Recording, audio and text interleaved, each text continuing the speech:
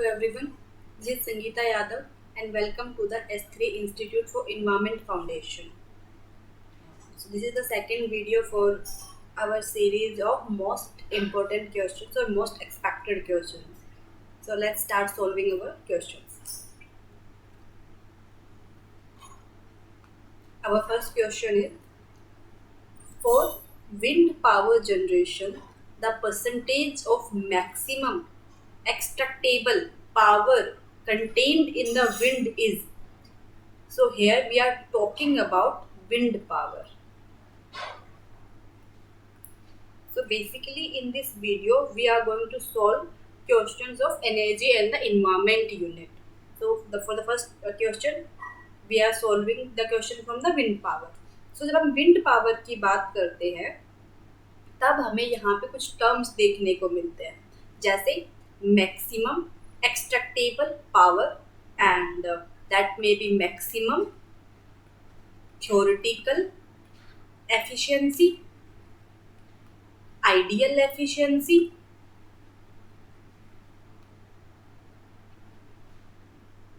Beds limit और power coefficient. These are some terms which are used for the same meaning in wind power generation, and the value for these terms always will be 59%. So our answer will be second option, that is 59%. तो ये कुछ terms है जो interchangeably questions में पूछी गई हैं, NTA के पेपर्स में पूछी गई हैं. अगर ये सारे टर्म्स आपको देखने को मिले तो आंसर हमेशा सेम ही होगा, घुमा फिरा के सेम ही बात पूछी जाती है.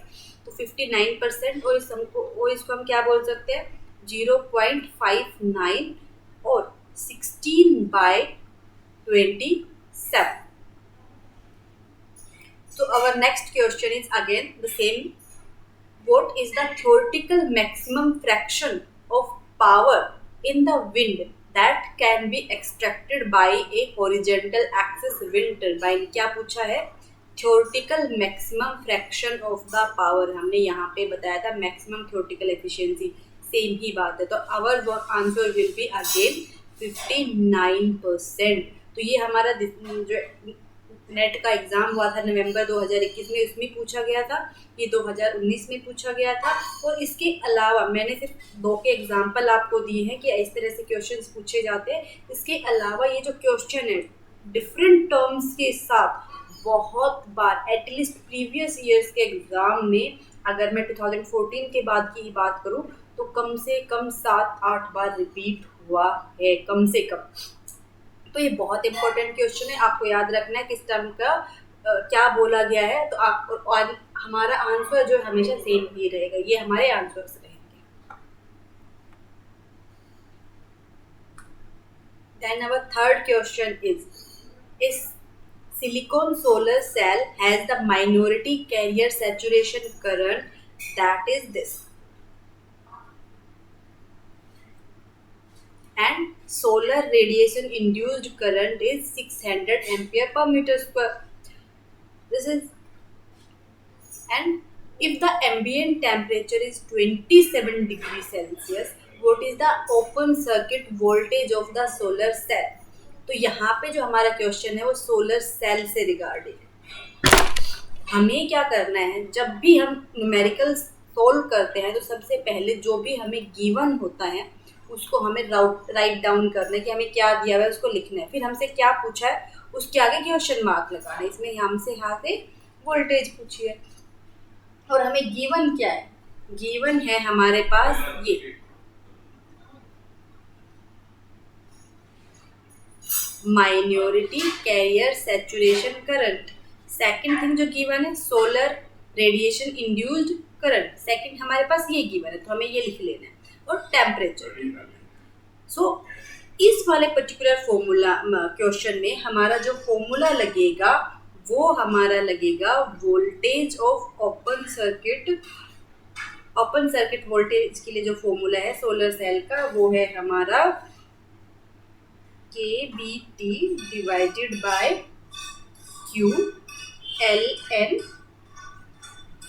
JPH divided by J not. तो यहाँ पे VOC होगा हमारा voltage of open circuit voltage, KBT divided by Q। ये जो कंप्लीट टर्म है, सॉरी टी यहाँ पे बड़ा है, छोटा नहीं है, जो हमारी कंप्लीट टर्म है ये है हमारी थर्मल वोल्टेज।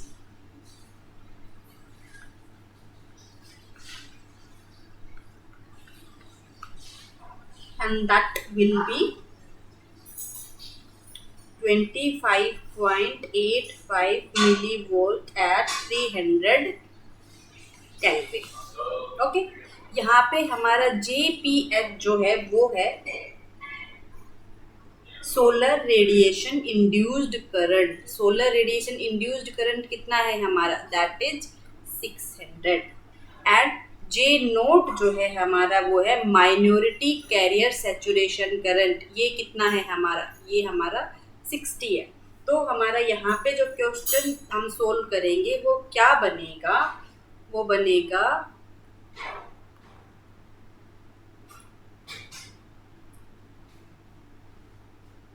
अब मिली वोल्ट को हम वोल्ट में कन्वर्ट करेंगे क्योंकि हमारे यहाँ पे क्वेश्चन वोल्ट में, तो यहाँ पे ये हमारा आएगा 0.2585 वोल्ट। यहाँ पे हम लिखेंगे फिर 0.2585, ठीक है, क्योंकि हमारे कंप्लीट इसकी वैल्यू है। फिर हम लिखेंगे LN divided by 600 divided by 60। तो ये क्या बन जाएगा,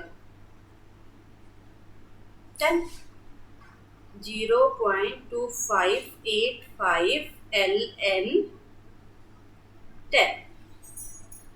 तो LN 10 की वैल्यू क्या होती है हमारी, वो होती है 2.3025। तो हम इसको सोल्व करेंगे तो हमारा आंसर आएगा 0.595 वोल्ट, जिसको हम अप्रोक्सीमेटली 0.6 वोल्ट लिख सकते हैं। तो हमारा आंसर हो जाएगा फर्स्ट। तो ये फॉर्मूला याद रखना है, इस टाइप का अगर क्वेश्चन आता है तो हमें ये फॉर्मूला याद रखना है अपने सोलर सेल के क्वेश्चन को सोल्व करने के लिए। फिर अपने नेक्स्ट क्वेश्चन पे चलते हैं। तो बेसिकली जब हम सोलर सेल की बात करते हैं वो हमारा एक फॉर्मूला था। इसके अलावा जो सोलर सेल के लिए वो फॉर्मूलाज यूज होते हैं वो इस तरह से है। जब भी हमें सोलर सेल के एफिशिएंसी निकालनी हो तो हमारा जो फॉर्मूला यूज होता है वो होता है output divided by input into 100। Second formula जो यूज होता है हमारा वो होता है power divided by area into input into 100, and the third formula which is used in case of solar cell is voltage into current divided by area into input into 100। और हम बार बार जो अपना इनपुट वर्ड यूज करें ये हमारा solar insolation होता है, ये भी ध्यान में रखें। तब हम अपना क्वेश्चन पढ़ते हैं और अपना क्वेश्चन सोल्व करने की कोशिश करते हैं। तो मैंने लास्ट क्वेश्चन में भी आपको बताया था, सबसे पहले हमें क्या दिया हुआ है हमें वो लिखना है, उसके बाद हमसे क्या पूछा है फिर हम अपना फॉर्मूला लगाते हैं, ठीक है। तो हमें क्या दिया हुआ है, solar insolation on A rectangular module of photovoltaic sales is. तो सोलर इंसोलेशन ये हमारी इतनी है। सोलर इंसोलेशन क्या है हमारी, इनपुट। तो हमारा इनपुट कितना हो गया 550 वॉट पर मीटर स्क्वायर। और हमें ये क्या दिया हुआ है, ये रेक्टेंगुलर मॉड्यूल का एरिया दिया हुआ है। तो एरिया हमारा कितना हो गया, वो हमारा हो गया 1.5 मीटर्स इंटू 2.0 मीटर, ठीक है। उसके बाद हमें क्या दिया हुआ है, हमें एफिशिएंसी दी हुई है जो कितनी है हमारी 12%। और हमसे पूछा क्या है, what is the power output of the module. Power इसने हमसे यहाँ पे पूछी है, तो हम कौन सा फॉर्मूला लगाएंगे, हमसे क्या पूछा है, पावर पूछी है, तो हम ये फॉर्मूला यूज करेंगे। तो लगाएं अपना फॉर्मूला, पावर डिवाइडेड बाय, यहाँ पे आएगा efficiency is equal to power divided by area into input into 100। तो हमारे पास एफिशिएंसी कितनी है 12 इज इक्वल टू पावर तो हमसे पूछा है, एरिया कितना है हमारा 1.5 इंटू 2 एंड फिर क्या है इनपुट ये कितना है 550 है हमारा इंटू 550 और इंटू 100। जब हम इसको सोल्व करेंगे तो जो बनेगा हमारा वो बनेगा power is equal to 12 into 1.5 into 2 into 550 divided by 100। तो जब हम इसको सोल्व करेंगे तो हमारा जो आंसर आएगा, कट कर देते हैं हम इसको, जीरो से कट जाएगा 11 डिवाइडेड बाय 2 कट जाएगा। तो हमारा जो आंसर आएगा वो 198 वोल्ट आएगा। तो आंसर विल बी दिस। तो जो भी हमें गिवन हो पहले हमें वो लिखना है, उसके बाद अपना फॉर्मूला सेलेक्ट करना है। तो ये 3 फॉर्मूला जो है सोलर केस सेल के केस में बहुत इंपॉर्टेंट है, आपको याद होने चाहिए। ऑलमोस्ट सभी क्वेश्चन जो है वो सोल्व हो जाएंगे इन्हीं फॉर्मूलाज इन्हीं फॉर्मूलाज के बेस्ड क्वेश्चंस आते हैं जिनको घुमा फिरा के बार बार पूछा जाता है। अपना नेक्स्ट क्वेश्चन देख लेते हैं हम। फिर हमसे क्या बोला गया है, what is the required solar panel area, what is the required solar panel area. यहाँ पे हमसे इन्होंने एरिया पूछ लिया। For photovoltaic sales with efficiency, यहाँ पे भी हमें एफिशिएंसी दी है, कितनी है 20%, and incident solar radiation of 400 watt per metre square, यानी कि इनपुट हमारा कितना है वो है 400 watt per metre square to run a electric geyser of 2 watt. 2 watt हमारा क्या हो गया फिर यहाँ पे, वो हमारा हो गया पावर 2 किलो वॉट। अब हमें क्या करना है, हमें वोट में चाहिए ये, तो क्या हो जाएगा ये 2000 वोट हो जाएगा। फिर हमसे एरिया पूछा है, तो हम अगर अपनी लास्ट स्लाइड में जाए तो एरिया कहाँ पे दिया हुआ है, यहाँ पे दिया हुआ है और यहाँ पे भी है, लेकिन क्वेश्चन में हमें क्या गिवन है, क्वेश्चन में हमें पावर गिवन है ना। तो अगर हमें पावर गिवन है तो अगेन हम सेम फॉर्मूला का यूज करेंगे टू सॉल्व अवर क्वेश्चन। तो हम क्या फॉर्मूला लगाएंगे यहाँ पे हमारा फॉर्मूला लगेगा efficiency is equal to power divided by area into input into 100। तो हमारे पास एफिशिएंसी कितनी है यहाँ पे है हमारी efficiency 20 is equal to power कितना है 2000 डिवाइडेड बाय एरिया तो हमसे पूछा है, तो एरिया इंटू इनपुट कितना है 400 इंटू 100। ठीक है, अब हम इसको सोल्व करेंगे तो हमारा जो बनेगा वो आएगा एरिया इज इक्वल टू 2000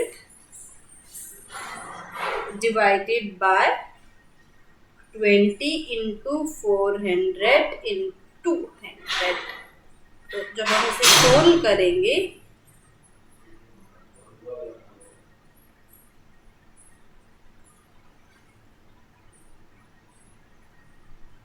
तो ये बन जाएगा हमारा 25 मीटर स्क्वायर। तो आंसर विल बी सेकंड।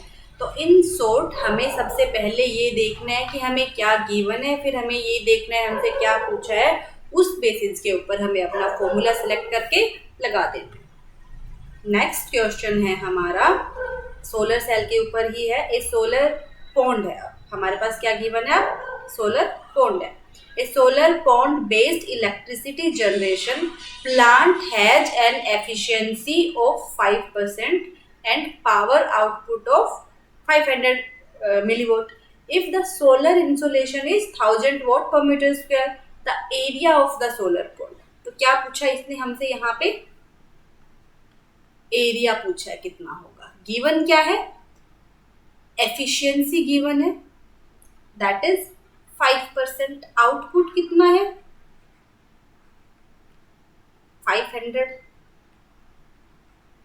ठीक है। सोलर इंसोलेशन कितना है, मीन्स यहाँ के क्या हो गया हमारा, सोलर इंसोलेशन क्या हो गया हमारा, इनपुट हो गया।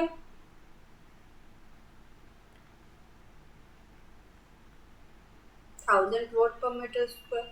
तो अब इसमें हमें क्या फॉर्मूला लगाना है, एरिया हमसे पूछा ही हुआ है, तो हम क्या फॉर्मूला लगाएंगे, efficiency is equal to output area into input into 100। क्या है हमारे पास, आउटपुट कितना है 500, एरिया कितना है हमसे पूछा है, इनपुट कितना है 1000 है इंटू 100। अच्छा, हमें एफिशिएंसी कितनी दी हुई है, एफिशिएंसी दी हुई है हमें 5। ठीक है। अब इसको सोल्व करेंगे हम, तो क्या बनेगा हमारा, तो area is equal to 500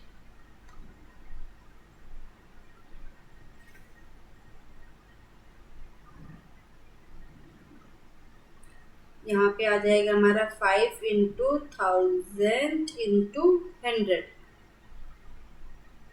okay, इसको हम वोट में कन्वर्ट करेंगे ना यहाँ पे, तो हम इसको 10⁻⁶ वोट कन्वर्ट हो जाएगा। ये हमें जो हमारी यूनिट्स है वो सेम रखनी होती है, तो हमें इसका भी ध्यान में रखना है। मैंने पहले कन्वर्ट नहीं किया था, तो हम हमारा जब इसको वोट में कन्वर्ट करेंगे तो 10⁻⁶ आ जाएगा साथ में। तो जब हम इसको सोल्व करेंगे फर्दर, 2 0 से 2 0 कट जाएंगी, 5 से 5, 1 0 से 1 0, तो हमारे पास क्या बनेगा answer, 10 into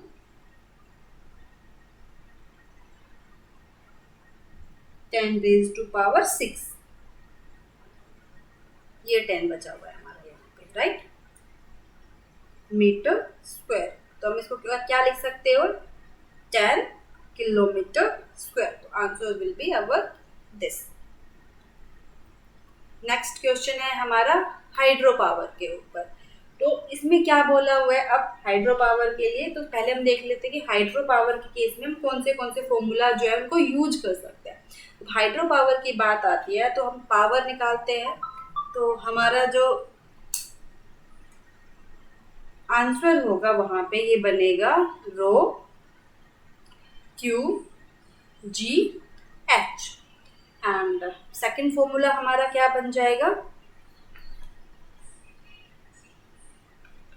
half rho Q V square, या फिर हम इसको क्या लिख सकते हो 0.5 rho Q V square. And the third one is हमारा एनर्जी के लिए, जो हमारा बन जाएगा रो वी जी एच। तो यहाँ पे P क्या है हमारी, P पावर है, rho density of water that will be 1000 kg/m³। Q है हमारा फ्लो ऑफ वाटर, Q है हमारा flow of water that is metre cube per second. G यहाँ पे हमारा ग्रेविटी होगा, जो होगा हमारा 9.8 मीटर पर सेकंड स्क्वायर। उसके बाद h है हमारा फॉलिंग हाइट होता है जो मीटर्स में होगा, v speed of the water होगा। तो हम क्वेश्चन को देखते हैं, हमें क्या दिया हुआ है। हमारे क्वेश्चन में हमें बोला हुआ है हमारे पास है a small hydro power station based on the conversion of the kinetic energy of a river water generates power. क्या दिया हुआ है, फ्लो ऑफ द वाटर।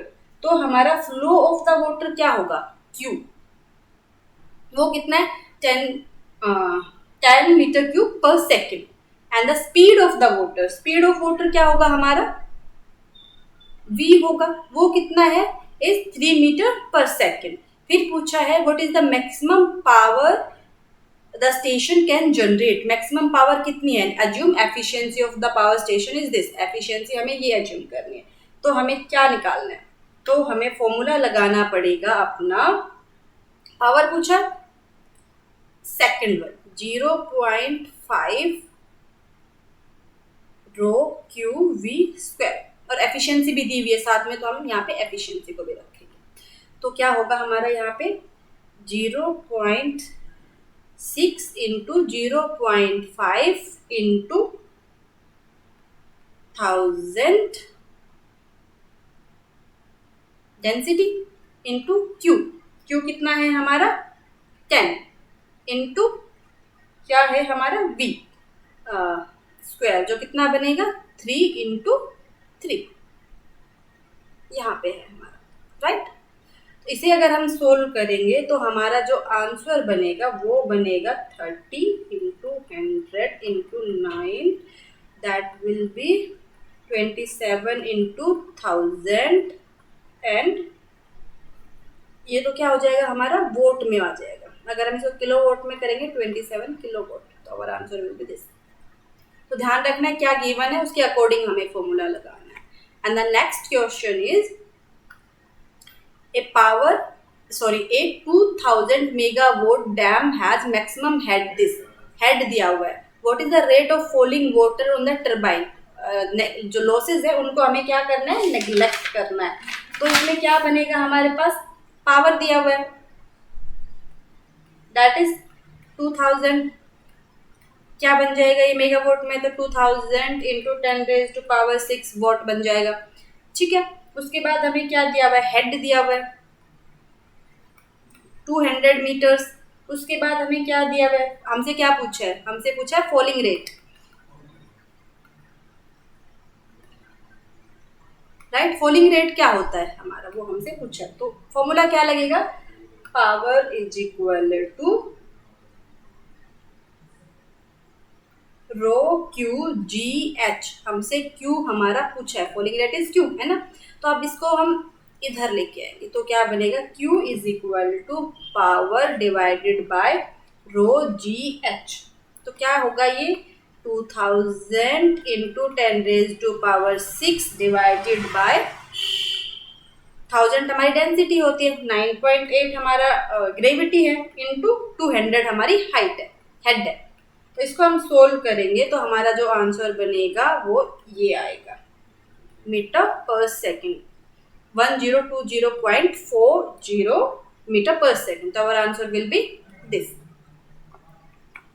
सो आज की वीडियो में इतना ही, बाकी के क्वेश्चंस हम नेक्स्ट वीडियो में देखेंगे। And if you are interested to join us, you can join our crash course. Now we are offering our crash course in only 1499 rupees. So we are starting it from 20th August and it will be an 30 day course. So you can join us, and the details will be provided also in the description box, and you can call us or WhatsApp us on these numbers. Thank you. Keep watching and keep sharing and keep studying.